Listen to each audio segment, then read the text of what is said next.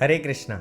दो प्रकार के बुद्धिमान व्यक्ति होते हैं, एक होता है भोगी, एक होता है योगी। भोगी कौन?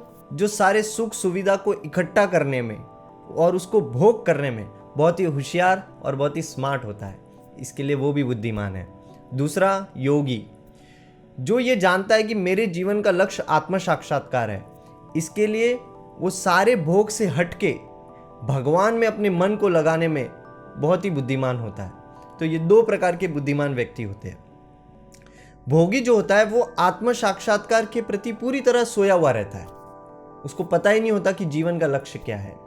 जैसे एक बहुत धनी व्यक्ति था, वो बॉम्बे आता है घूमने के लिए, पूरा दिन घूमता है और उसके असिस्टेंट ने बॉम्बे में सबसे बड़ी जो होटल है उसमें सबसे टॉप फ्लोर 18th फ्लोर पे रूम बुक किया रहता है। तो वो थक हार के आते दोनों जन और होटल पे आते, तो जैसे ही होटल पे आते तो लाइट बंद, लाइट गया हुआ रहता है उधर। तो वो मैनेजर को बुलाता है, ये लाइट गया हुआ है क्या करें? तो बोले आज लाइट चला गया है और जनरेटर भी बंद है हमारा, जब तक लाइट नहीं आता आप इस सोफे पे बैठिए। तो वो लोग होटल में नीचे बैठे रहते हैं। अभी वो लोग बहुत थक गए रहते हैं, बहुत थक गए और बहुत रेस्ट चाहिए होता है उनको।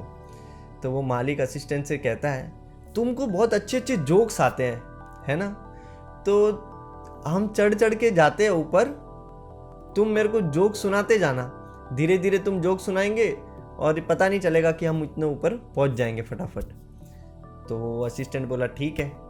फिर दोनों जन चलना चालू किए, वो जोक सुना रहा है और जोक सुनाते सुनाते एकदम आनंद में दोनों जन 18वें माले तक बहुत मेहनत से, बहुत स्ट्रगल से पहुंच गए।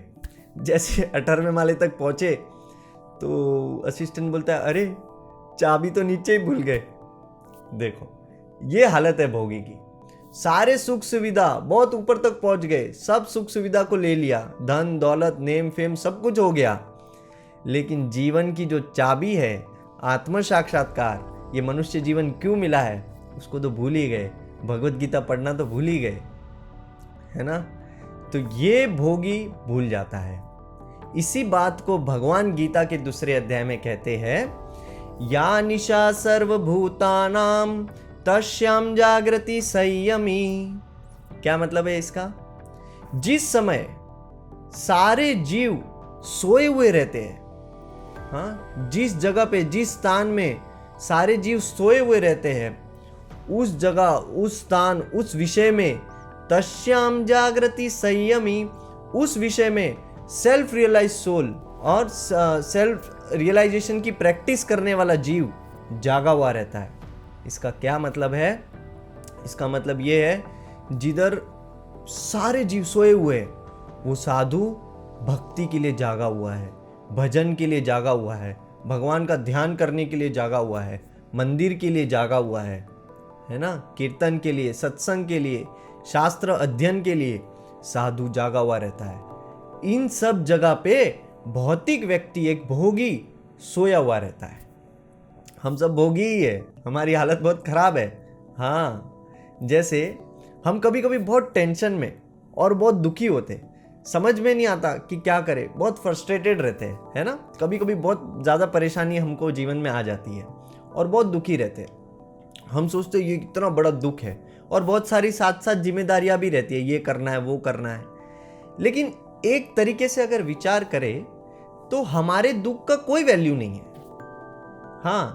जैसे इतना सारा दुख है हमको और कल हमारा प्राण छूटने वाला है, फिर मरने वाले हम, और फिर कुत्ते का शरीर मिलेगा। समझो कुत्ते का शरीर मिला तो उस दुख का, उस टेंशन का क्या वैल्यू रह गया? कोई वैल्यू नहीं है। ठीक वैसे ही हमारे पास कितना भी सुख सुविधा क्यों ना हो, सब कुछ क्यों ना हो, हमारे सुख का भी कोई वैल्यू नहीं है। जब हम प्राण छोड़ देंगे, कोई जानवर का शरीर मिला तो क्या वैल्यू है? ये सब एक सपने के समान है, सारा सुख और दुख सपने के समान है। भगवान शिव पार्वती से कहते हैं, उमा कहूँ मैं अनुभव अपना, सत हरि भजन जगत सब सपना। वो कहते हैं ये जगत सपने के समान है, सत्य खाली एक चीज है, वो है भगवान का भजन। और इस जगह पे भोगी व्यक्ति सोया हुआ ही रहता है, उसको कुछ पता ही नहीं है कि करना क्या है। इतना सुंदर शरीर हमको मिला, इतना बुद्धिमान शरीर मिला। जानवर में ऐसी बुद्धि नहीं होती, बहुत ही भगवान की विशेष कृपा से हमको ये शरीर मिला। अगर हम मनुष्य जीवन में पाया हुआ ये शरीर का लाभ नहीं उठा पाए तो हम मनुष्य शरीर के लायक भी नहीं है।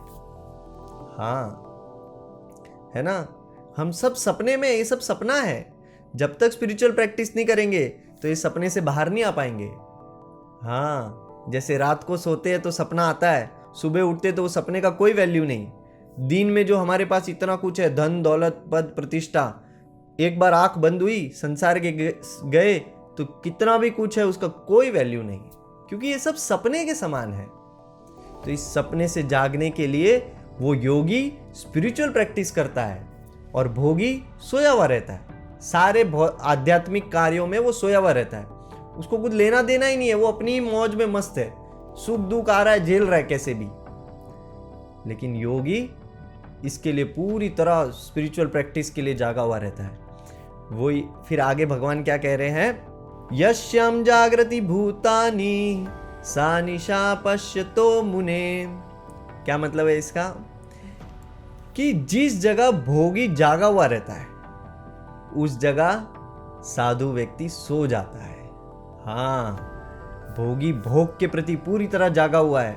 क्लब किधर है, डिस्को किधर है, कौन सा पिक्चर लगा है, क्या ट्रेंडिंग चल रहा है, कौन सा रील्स अभी ट्रेंड में चल रहा है ना। संसार में किधर भोग, किधर अच्छा अच्छा खाना किधर मिलता है, ये सब जगह भोगी जागा हुआ रहता है। लेकिन योगी इस जगह पे, इस स्थान पे सोया हुआ रहता है।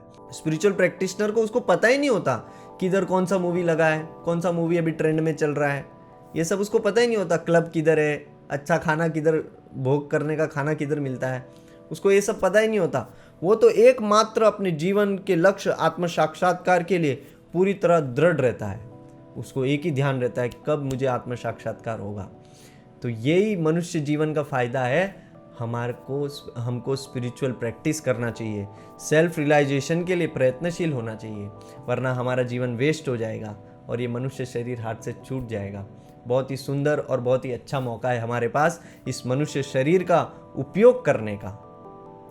अगर आपको वीडियो अच्छा लगा हो तो लाइक करिए, कमेंट करिए, अगर कुछ प्रश्न होगा तो शेयर भी करिए सब लोगों से। हरे कृष्णा।